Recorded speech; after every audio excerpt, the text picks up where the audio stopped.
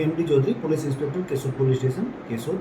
આગામી તારીખ 28/5/2026ના રોજ યોજાનાર બકરી ઈદના તહેવાર અંતર્ગત આજરોજ પોલીસ સ્ટેશન વિસ્તારમાં આગેવાનો સાથે શાંતિ સમિતિની મિટિંગનું આયોજન કરવામાં આવેલ હતું.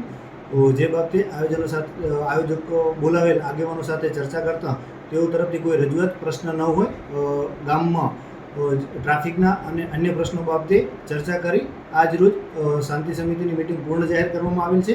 તેમજ બંને પક્ષોએ આગામી યોજાનાર તહેવાર શાંતિ સાથે ઉજવવાની ખાતરી આપેલ છે.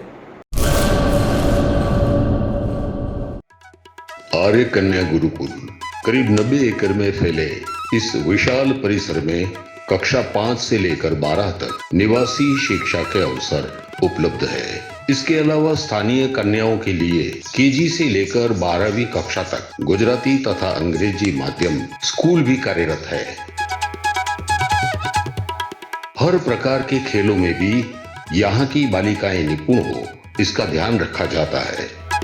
यहाँ कन्याओं को वेदों के प्राचीन मंत्रों के संस्कारों के साथ विज्ञान और टेक्नोलॉजी से जुड़ी आधुनिक शिक्षा दी जाती है.